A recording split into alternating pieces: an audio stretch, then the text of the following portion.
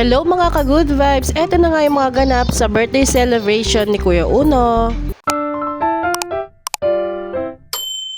Meron ngang wish si Kuya Uno ngayong birthday niya. At dahil nga yung birthday ni Kuya Uno, mga ka-good vibes, ay September 4, meron silang pasok. Kaya naman hindi kami nakapag-celebrate pero kumain naman kami sa labas. Tapos naisipan na lang namin i-adjust yung celebration niya ng September 7. Bali Sabado kasi yon mga ka-good vibes. At yung hiling nga ni Kuya Uno sa birthday niya ay sana raw ay makapag-swimming siya. September nga yung birth month ni Kuya Uno, kaya parang imposible talaga yung wish niya na gusto niyang makapag-swimming. Paano ba naman kasi tuwing birthday niya, mga ka-good vibes, ay laging umuulan.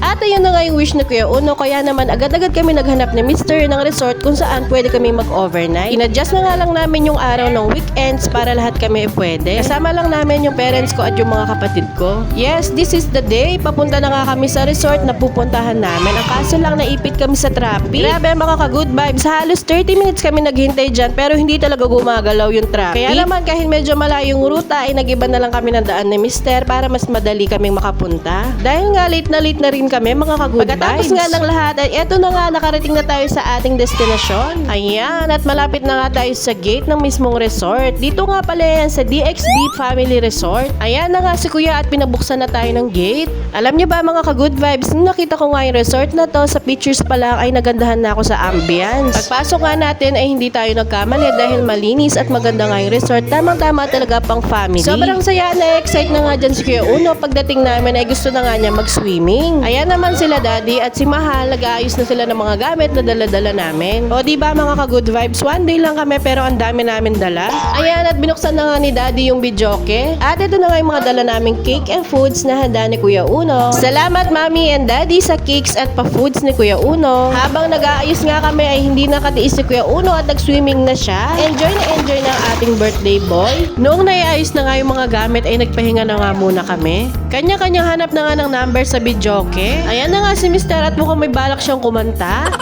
At syempre, hindi na rin nga nagpaawat si Erencia. At nung napagod nga silang maglangoy-langoy, at nagutom na. Nag-umpisa na nga kaming kumain dyan, mga ka-good vibes. Nagpaluto nga ako ng paa ng manok sa kapatid kong si Yumer. Ayon, inadobo niya nga pagkatapos ay pinrito niya ng malambot. Napakasarap nitong papakin kasama na pati buto. Gusto nga rin itong matikman ni Rencia at nakarami nga ako ng kain dyan, mga ka-good vibes. Noong nag-swimming na nga si Rencia, syempre pagkakataon ko na para kumain, mga ka-good vibes. Tara, kain tayo. Syempre habang kumakain, mga ka-good vibes, ay hindi nawawala yung kwentuhan. Konti-konti na. Tayo, sabi ko, di ba?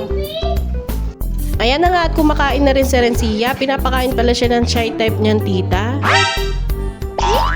Medyo allergic lang siya sa camera, mga good vibes. Ayan, at nagutom na rin nga si Mr. pagkatapos ng long drive. Napagod na nga si Kuya Uno sa kakalangoy. Ayan na nga at kumakain na rin siya. Alam niyo ba mga ka-good vibes, ito yung first time na nagkaroon kami ng family overnight. Mabuti na lang mga good vibes, kahit nag-uulan ng mga nakaraang araw, ay pinagbigyan pa rin tayo ng panahon. Medyo makulimlim na nga dyan mga ka-good vibes at thank you Lord talaga dahil hindi pa rin umulan ng malakas. Iba talaga yung saya mga ka-good vibes kapag nabibigay mo yung mga gusto ng anak mo. At ayan na nga nagpa-baby na si Kuya Uno at nagpakilik na sa kanyang daddy.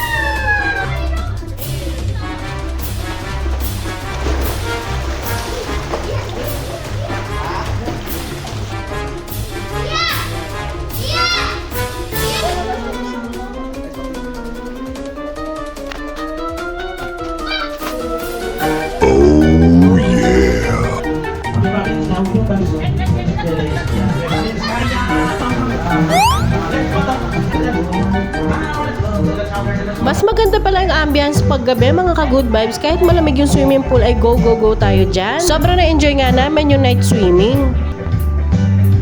Pagkatapos nga namin mag-swimming lahat, ay eto na nga yung inaabangan ni Kuya Uno. Meron nga nakahandang sorpresa kay Kuya Uno. Ayan na nga, naghanda kami ng money fountain cake. Sobrang saya ni Kuya Uno dyan dahil may pambili na daw siya ng bike. O diba, ang saya-saya mga ka-good vibes. Kinabukasan nga bago kami umuwi, ayan at in-enjoy pa namin yung videoke. Sila mama naman ay nauna na nga dahil meron pa silang deliveries ng mga cakes. At ayan lang nga yung mga ganap mga ka-good vibes. Samahan nyo kami sa susunod.